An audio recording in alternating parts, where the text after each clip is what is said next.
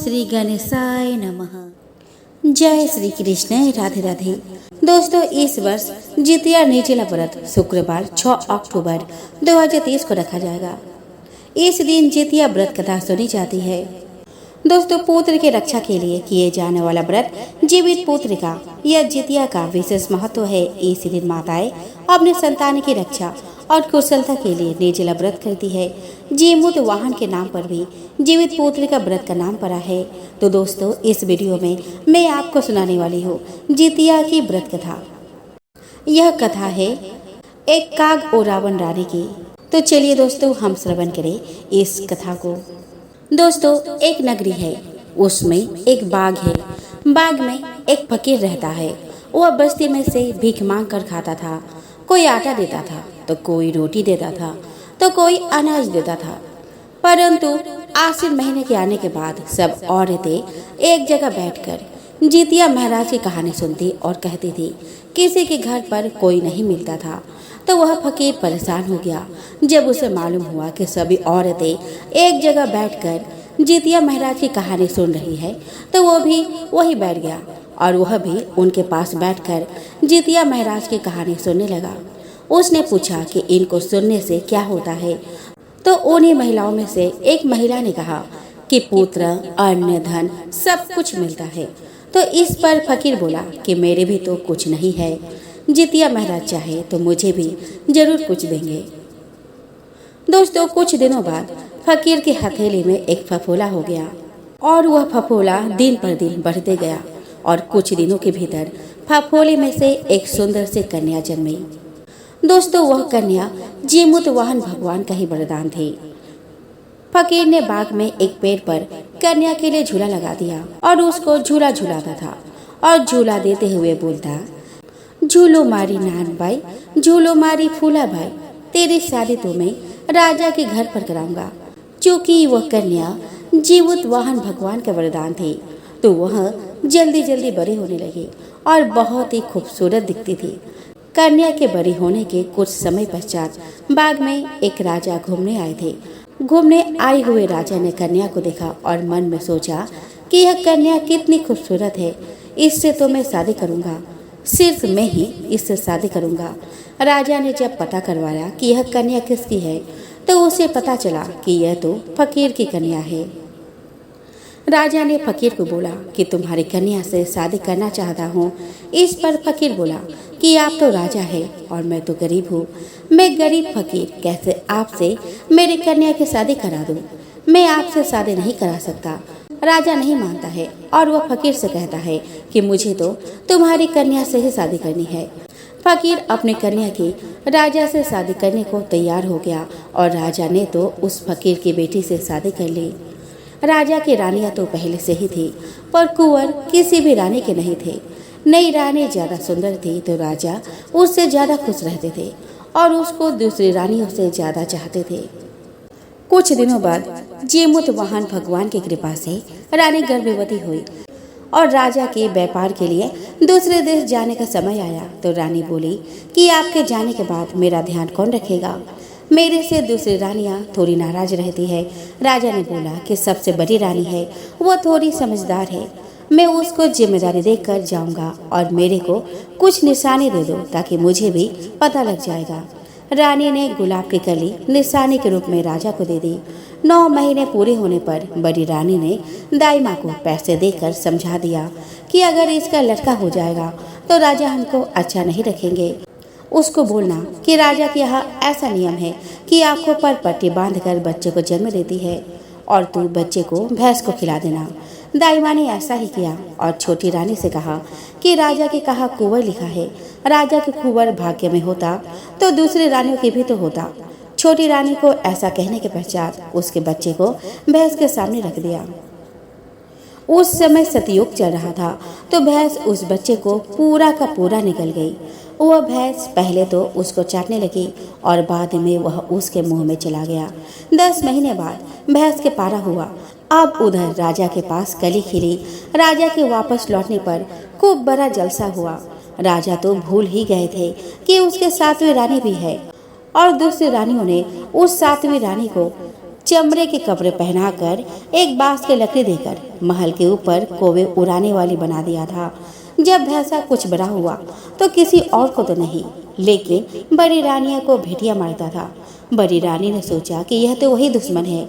बड़ी रानी राजा से बोली कि इस भैंस को मरवा दो, यह सबको भेटिया मारता है। नौकरों को पारा मारने के लिए भेज दिया और बोली कि इसको मारकर आंखें निकाल कर आना। वह लोग उसका मारने के लिए दूसरे शहर ले गए। दूसरे शहर के राजा की लड़की को घर में बैठे बैठे सब दिख रहा था। उसको पुराना आगे पीछे का सब पता चलता था। राजकुमारी उन आदमियों से बोलती है कि यह पारा मेरे को दे दो। तो वो लोग बोले कि नहीं, हमको तो इसको मारना है। तो बोलती है, इस मासूम पारे को क्यों मारते हो, इसको मुझे दे दो। नौकर बोलते हैं कि हमको इसको मारने का हुक्म मिला है और इसकी आंखें सबूत के तौर पर दिखानी है। तो इस पर लड़की बोलती है कि जा, कोई भी जानवर मरा हो उसकी आंखें लेकर चले जाओ। राजकुमारी उस पारे को प्रतिदिन हरी हरी अच्छी घास खिलाती, चांदी के बर्तन में पानी पिलाती थी और उसको बहुत अच्छा रखती थी। कुछ समय पश्चात एक दिन उस राजकुमारी के पिता राजा को विचार आया कि अब मेरी राजकुमारी भी बड़ी हो गई है, उसके लिए अच्छा वर ढूंढना चाहिए। तो राजा अपना बेटी राजकुमारी से बोलता है कि बेटी, अब तुम्हारे लिए सुयोग्य वर ढूंढने का समय आ गया है। तुम बताओ, तुमको कैसा वर चाहिए। तो इस पर राजकुमारी कहती है कि मैं तो इस भैंसे से ही शादी करूंगी।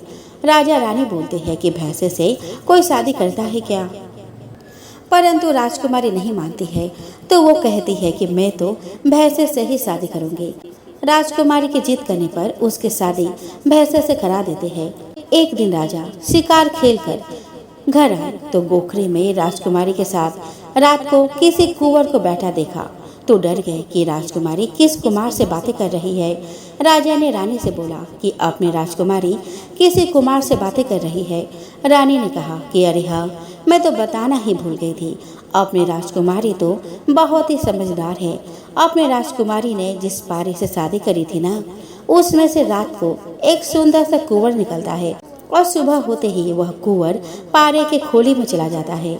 राजा राजकुमारी से बोलता है कि आज कुंवर से पूछना कि उसकी खोली कैसे बदली जा सकती है। राजकुमारी के पूछने पर कुंवर बोलता है कि अरे, मेरी खोली तो सहज में ही बदली जा सकती है, परंतु थोड़ा सा ध्यान रखना पड़ेगा। वो कहता है कि संतिया की गठरी मंगवा ले, दही दूध के घड़े भरवा ले, गुलाब जल और पानी के घड़े भरवा ले। जब मैं खोली पहनूं तो जल्दी से संतिया मेरे खोली में डालकर उसे जला देना, और जब मैं जलू जलू बोलने लगूं तो दही दूध, गुलाब जल और जल से भरे घड़े मुझ पर डाल देना। इस प्रकार मेरी खोली बदली जा सकती है। अगले दिन उन्होंने इसी तरह से खोली बदलवा ली और उसमें से सुंदर कुंवर निकला। अब कुछ दिनों बाद कुंवर बोले कि अब हम भी हमारे महल जाना चाहते हैं, हमारे भी पूरा परिवार है, माँ, पिताजी, राजपाट सब है। सो अब आप हमको विदा करें। और राजा ने कहा कि बिना कुछ दिए ऐसे कैसे मैं भेज दूँ आपको। फिर तो राजा ने उन्हें बहुत सारा दहेज देकर गाजे बाजे के साथ उन्हें विदा किया। कुंवर और राजकुमारी ने अपने नगर पहुंचने पर नगारा बजवाए। राजा ने सोचा कि कोई दूसरा राजा चढ़ाई करने आया है, तो वह अगवानी करने हाथ जोड़ कर आए। कुंवर ने कहा कि आज का खाना मेरी तरफ से है, आप ढूंढे पिटवा दीजिए कि नगरी में सब लोग खाना खाने आवे, कोई भी चूल्हा नहीं जलावे। पूरा नगर खाना खाने आया। कुंवर कहता है कि महल में से कोई भी बचा तो नहीं है। तो रानी बोलती है कि और तो कोई नहीं है, एक काग उरावन है, उसके लिए तो कोई भी खाना पहुंचा देगा।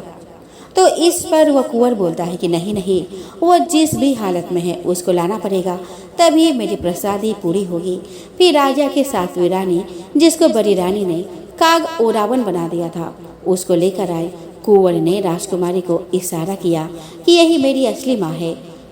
रानी, कुंवर और राजा की नजर मिलते ही रानी की चोली चीरकर दूध कुंवर के मुंह पर जा गिरा। 9 महीने तो माँ के पेट में रहा, 10 महीने भैंस के पेट में रहा, पर अब जाकर माँ का दूध उसे मिला। राजा सोचने लगा कि यह क्या रचना हो रही है।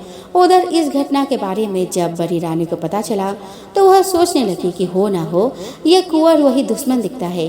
फिर कुंवर ने राजा को सारी बात बताई कि याद करो, आपने फकीर की बेटी से शादी करी थी, फिर आप व्यापार के लिए परदेश चले गए। उस समय आपकी सातवीं रानी गर्भवती थी। उसने आपसे कहा भी था कि वह अकेले कैसे रहेगी, तो आपने कहा कि कुछ निशानी दे दो। तो फिर रानी ने आपको गुलाब की कली भी दी थी। आप सातवीं रानी को बड़ी रानी के भरोसे छोड़कर गए थे कि वह समझदार है, इसका ध्यान रखेगी। इन्होंने तो ऐसा ध्यान रखा कि जन्म लेते ही दाई माँ को सीख देकर पैसे खिलाकर भैंस के सामने रखा दिया। भैंस पूरा निगल गई।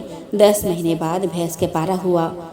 बड़ी माँ के कहने पर आपने पारे को जंगल में मारने के लिए भेज दिया। यह तो इस कन्या को सब पता चलता था। वो आगे पीछे सबके बारे में यह जानती थी, क्योंकि यह जीमुद वाहन की वरदान है जिन्होंने मेरी जान बचाई। फिर तो राजा को सारी बात याद आ गई। कुंवर को राजगद्दी पर बिठाया गया। पूरा नगर खुश हो गया, क्योंकि कुंवर सजो आ गए थे और खड्डे खुदवाकर 6 रानियों को जमीन में गड़वा दिया गया और उस पर घोड़े घुमवाए गए। हे जीमुद वाहन भगवान जी, हम यही प्रार्थना करते हैं कि जैसे फकीर के बेटे के ऊपर मुसीबत आई वैसे किसी के ऊपर नहीं आवे, और जैसे आपने फकीर के बेटी के बच्चे की रक्षा किया वैसे सब मावों के पुत्र की रक्षा करे।